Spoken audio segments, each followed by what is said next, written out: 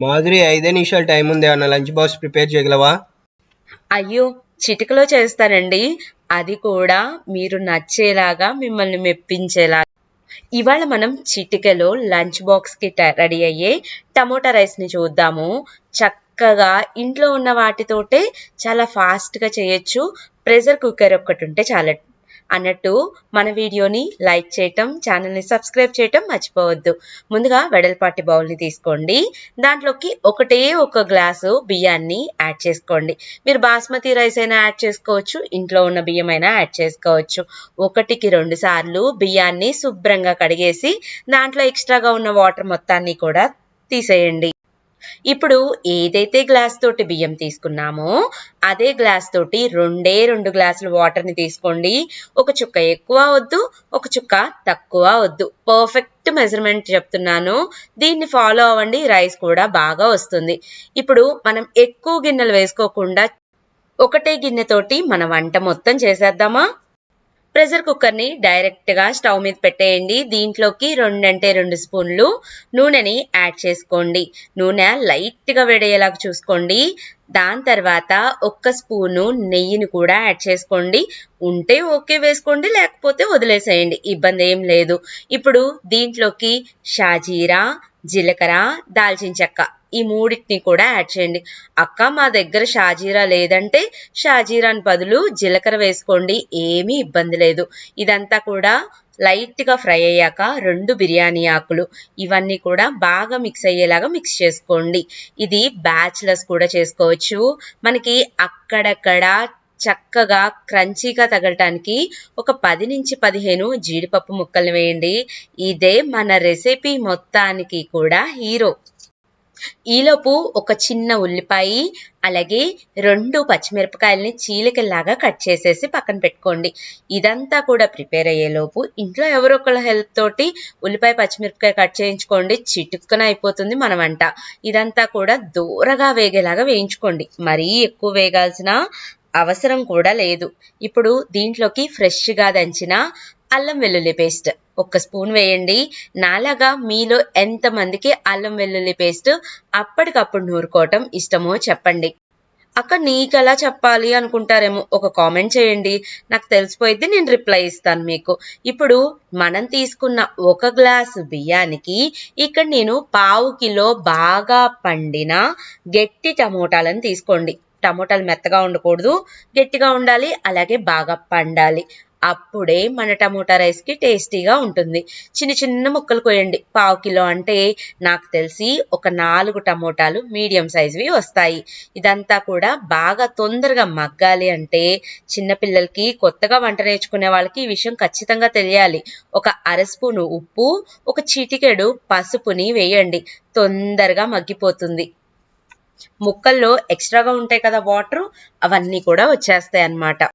చూడండి, చక్కగా మగ్గిపోయినాయి కదా. ఇప్పుడు మనం దీంట్లోకి మిగిలిన అన్ని ఇంగ్రీడియంట్స్ని 1 బై 1 యాడ్ చేసుకుందాము. ఆల్రెడీ మనం ఉప్పును వేసుకున్నాము. మీకు అవసరమైతే ఉప్పు చూసి యాడ్ చేసుకోండి. ఇప్పుడు దీని మొత్తానికి సరిపడా ఒక 3/4 స్పూన్ దాకా కారం చూసుకోండి. ఆల్రెడీ పచ్చిమిరపకాయలు వేసాం కదా, పిల్లలకైతే కొంచెం కారం తగ్గించి వేయండి. 1/2 స్పూన్ అంటే 1/2 స్పూన్ మాత్రమే గరం మసాలా పౌడర్ని కూడా యాడ్ చేసుకోండి. బ్యాచిలర్స్, మీరు ఇదంతా చూస్తే చిటికెలో మీ రూమ్లో ఉన్న వాటితోటే చేసేసుకోవచ్చు. ఇవంతా వేగిపోయినాయి కదా. ఇప్పుడు ముందుగా మనం కొలిచిపెట్టుకున్న నీళ్ళని, బియ్యాన్ని మొత్తాన్ని కూడా డైరెక్ట్గా కుక్కర్లోకే యాడ్ చేసేసుకుందాము. చూడండి అసలు ఎంత ఈజీగా ప్రిపేర్ చేసుకోవచ్చు. ఇప్పుడు మనం టమోటా రైస్కి బిర్యానీ టచ్ ఇవ్వకపోతే ఎలా చెప్పండి? చివరిగా ఒక గుప్పెడు పుదీనాకుల్ని, అలాగే సన్నగా తరిగిన కొత్తిమీర ఆకుని కూడా ఒక గుప్పెడు వేసేయండి. 2 ఈక్వల్ క్వాంటిటీస్ వేయొచ్చు. 2 ఉంటే ఈ రెసిపీ చాలా టేస్టీగా ఉంటుంది. ఇప్పుడు ఇదంతా కూడా బాగా మిక్స్ అయ్యేలాగా మిక్స్ చేయండి. అన్నట్టు అన్నం ముద్దగా రాకుండా పొడి పొడిలాడుతూ రావటానికి ఒక చెక్క నిమ్మరసాన్ని పిండండి. ఈ టమోటా రైస్కే కాదు, మీరు బిర్యానీ చేసుకున్నా లేదా అన్నంతోటి ఏమన్నా రెసిపీలు చేసినా పొడి పొడిగా అన్నం రావాలి అంటే ఈ చిట్కా మీకు ఉపయోగపడుతుంది. ఒక్క చెక్క అంటే ఒక్క చెక్క మాత్రమే నిమ్మరసాన్ని పిండండి. అది ఎంత క్వాంటిటీ బియ్యమైనా చెక్క నిమ్మరసమే సరిపోతుంది. అంతా కూడా బాగా కలిసేలాగా కలుపుకొని ప్రెషర్ కుక్కర్ మీద మూత పెట్టేసి హై ఫ్లేమ్లో 4 విజిల్స్ వచ్చేలాగా చూసుకోండి. మనకి వేడి వేడి టమోటా రైస్ అనేది రెడీ అయిపోతుంది. ఒక్క మెతుకు కూడా మిగల్చరు, అంత టేస్టీగా ఉంటుంది. దీంట్లోకి సపరేట్గా మనకి కుర్మాలు కానీ అలాంటివి ఏమీ అవసరం లేదు. ప్లెయిన్ కర్డ్ కానీ రైతా అయితే సరిపోతుంది. చాలా టేస్టీగా ఉంటుంది. అన్నట్టు మా ఆయనకి ఇది లంచ్ బాక్స్లోకి పెట్టాను. ఆయనకి ఎలా ఉందో అడిగి చూద్దాం. ఏమండి, లంచ్ బాక్స్ టమోటా రైస్ పెట్టాను కదా, ఎలా ఉంది? చిటికెలో చేసిన చాలా చక్కగా ఉంది, చాలా బాగుంది. థ్యాంక్ యూ సో మచ్ అండి. మనకి మనం వంట చేసినప్పుడు కన్నా పక్కన వాళ్ళు బాగుంది అన్న ఒక్క మాట చెప్తే చాలు కదండి, మనం తిన్నా తినకపోయినా బాగా తృప్తిగా ఉంటుంది కదా. సో మీరు కూడా ఈ రెసిపీని ట్రై చేసి మీ వాళ్ళకి ఎలా నచ్చిందో కామెంట్ చేయటం, మన ఛానల్ని సబ్స్క్రైబ్ చేయటం, లైక్ చేయటం మాత్రం అస్సలకి మర్చిపోవద్దు. Thank you for watching my videos. Bye bye. Welcome to crazy recipes. నేను మీ మాదిరినండి. ఎప్పుడు తినే ఆవకాయే కాదు, ఆవకాయ పచ్చడినే తలదన్నే రుచితోటి ఈ సీజన్లో దొరికే పువ్వుతోటి ఒక్కసారి ఇలాగా క్యాలీఫ్లవర్ ఆవకాయ పెట్టి చూడండి. ముక్క గట్టిగానే ఉంటుంది. అలాగే ఉప్పు, కారం, నిమ్మకాయతోటి ఈ పచ్చడి చాలా అంటే చాలా బాగుంటుంది. కరెక్ట్ కొలతలతోటి ఎలా తయారు చేసుకోవాలో చూద్దామండి. ముందుగా ఇక్కడ నేను అరకిలో క్యాలీఫ్లవర్ని తీసుకున్నాను. క్యాలీఫ్లవర్ ఫ్రెష్గా ఉన్నది చూసుకోండి. ఇప్పుడు క్యాలీఫ్లవర్ మొత్తాన్ని కూడా ఇలాగా చిన్న చిన్న ముక్కలుగా కట్ చేసుకోండి. మరీ పెద్ద ముక్కలు కాదు, మరీ చిన్న ముక్కలు కాదు. ఇలాగా మీడియం సైజులో ముక్కల్ని కట్ చేసి ఓ పక్కన పెట్టుకోండి. ఆ కింద కాడ ఏదైతే ఉందో ఆ కాడల్ని తీసి పారేసేయండి.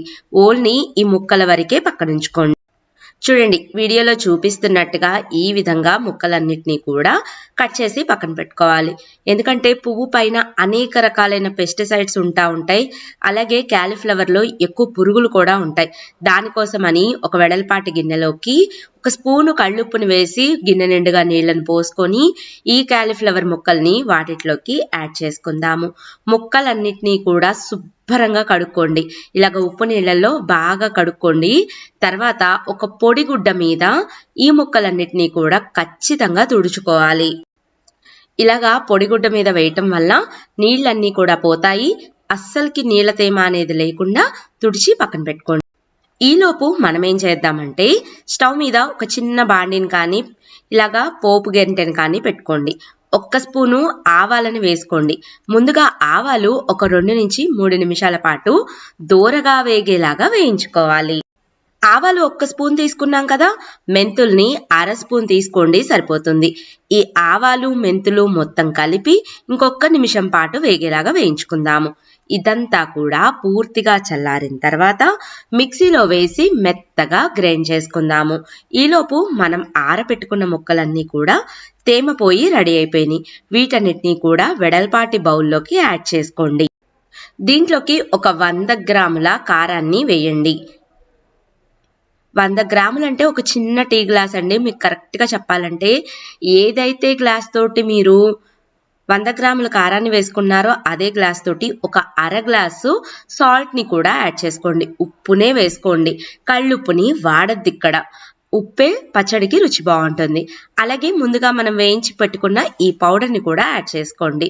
ఒక 5-6 వెల్లుల్లిపాయ రెమ్మల్ని తీసుకొని కచ్చా పచ్చాగా ఇలాగా దంచుకోండి. ఇలాగ దంచి ఈ వెల్లుల్లిపాయ రెమ్మల్ని కూడా ఇదే బౌల్లోకి యాడ్ చేసేసేయండి.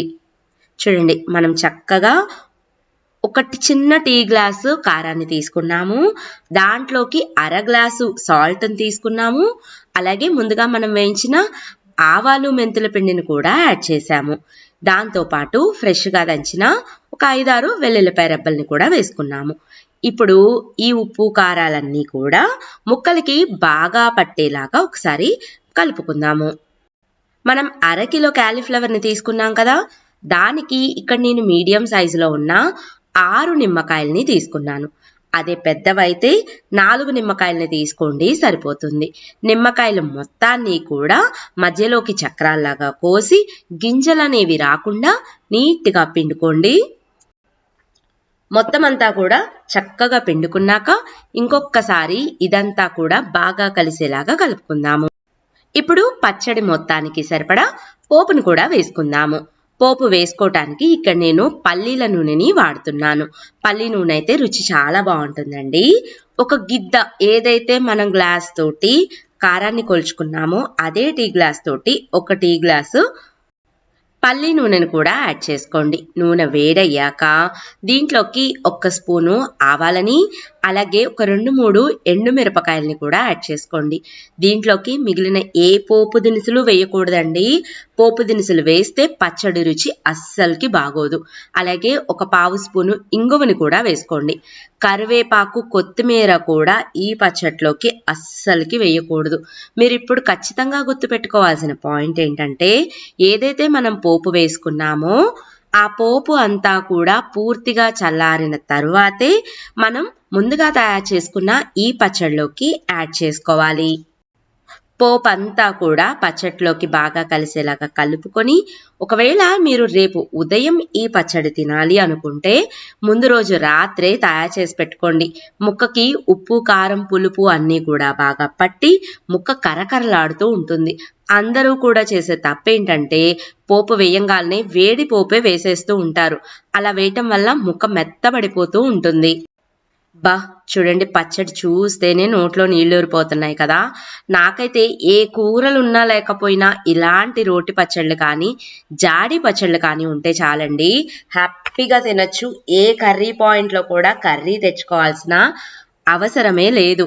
చక్కగా వేడి వేడి అన్నంలో ఈ పచ్చడిని చక్కగా కలుపుకొని 1 బుట్టంత నెయ్యి వేసుకొని పక్కన అప్పడాలు, వడియాలు ఉండాలండోయ్. అవి ఉంటే ఇంకా అద్భుతమేనండి. ఈ పచ్చడి మీకు వారం రోజుల దాకా బయట ఉంటే నిలువ ఉంటుంది. ఫ్రిడ్జ్లో పెట్టుకుంటే 5 నుంచి 6 నెలల దాకైనా నిలువ ఉంటుంది. ఈ క్యాలీఫ్లవర్ ఆవకాయని ట్రై చేస్తారు కదండి. ట్రై చేసి ఎలా కుదిరిందో కూడా ఒక చిన్న కామెంట్ చేయటం అస్సలకి మర్చిపోవద్దు. వీడియో నచ్చినట్లయితే ఒక చిన్న లైక్ చేయండి. మీ ఫ్రెండ్స్కి ఫార్వర్డ్ చేసి మరిన్ని వీడియోస్ కోసం క్రేజీ రెసిపీస్ని సబ్స్క్రైబ్ చేయండి. Thank you.